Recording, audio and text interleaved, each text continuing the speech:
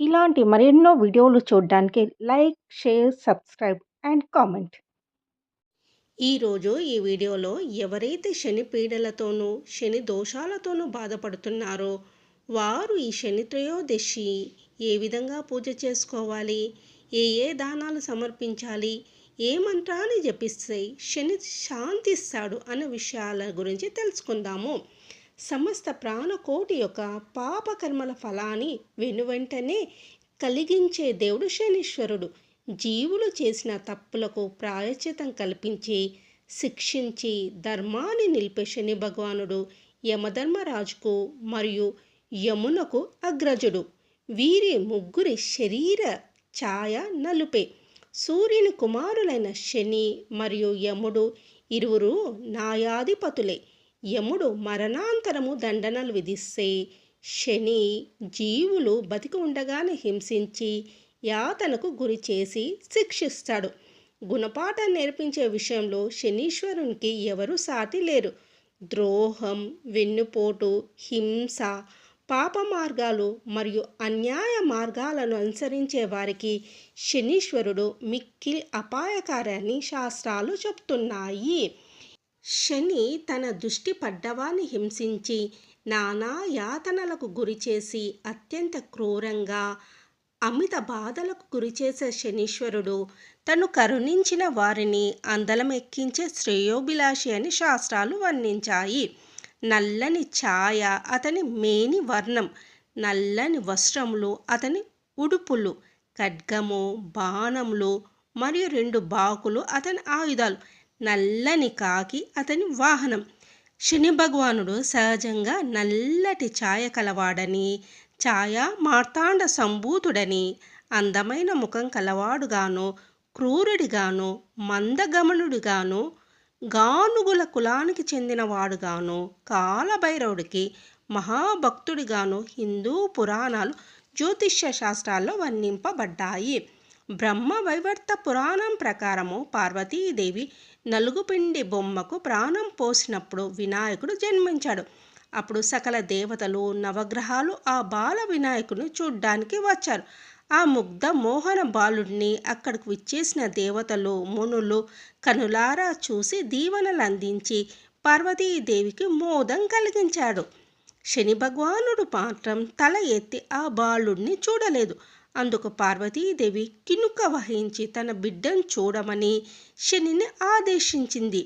అయినా శని తన దృష్టి ఆ బాల గణపతిపై సారించలేదు. తన దృష్టి పడితే ఎవరికైనా కష్టాలు తప్పవని ఎంత నచ్చజెప్పినా మాతృగర్వంతో శనీశ్వరుడిని సదుద్దేశం తెలుసుకోలేక పార్వతీదేవి తన కుమారుడిని చూడమని పదే పదే శనిని ఆదేశించింది. శని తల ఎత్తి చూసిన కారణంగా బాల గణపతి మానవ రూపంలో ఉండే తలను కోల్పోయాడని పురాణాలు చెప్తున్నాయి. శనీశ్వరుణ్ణి ప్రసన్నం చేసుకోవాలంటే ఏం చేయాలో తెలుసుకుందాము. అమావాస్య రోజున కాళీమాత పూజ చేయాలి. విష్ణువును కృష్ణుని రూపంలో ధ్యానిస్తూ ఓం నమో నారాయణాయ, హరే కృష్ణ కృష్ణ హరే హరే అని జపించాలి. హనుమంతుని సర్వోత్కృష్టమైన రూపంలో ధ్యానించాలి.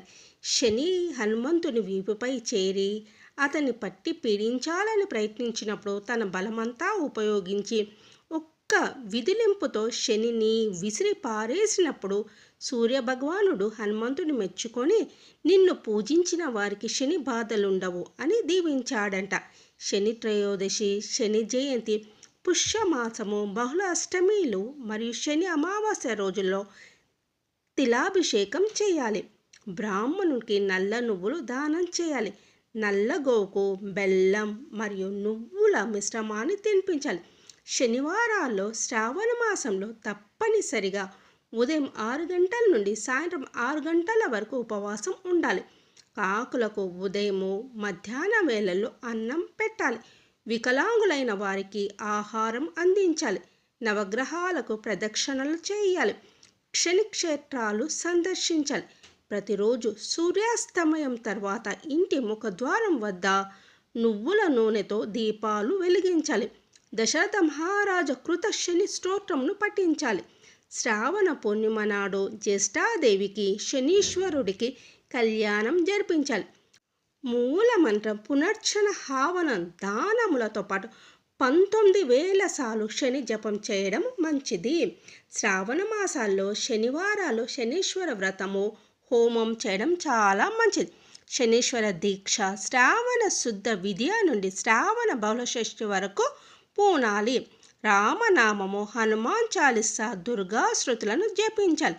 హనుమంతుడు, శ్రీ దుర్గాదేవి, వినాయకులను ప్రార్థించడం ఎంతో మంచిది. పెరగన్నం దేవుడికి నైవేద్యం పెట్టిన తర్వాత కాకులకు పెట్టాలి. అనాథ బాలలకు అన్నదానం చేయాలి. ఇవన్నీ పాటిస్తే శని ప్రసన్నుడవుతాడు.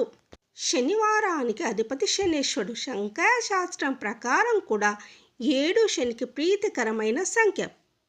ప్రతి శనివారము శని భగవాన్ని ప్రార్థిస్తే శనిగ్రహ దోషాలు తొలగిపోతాయని పండితులు అంటున్నారు. శని భగవానుడు స్తోత్రప్రియుడు, కరుణామయుడు కావున శనీశ్వరుని భక్తి ప్రపత్తులతో పూజించిన వారికి గ్రహ దోషాలు తొలగిపోతాయి.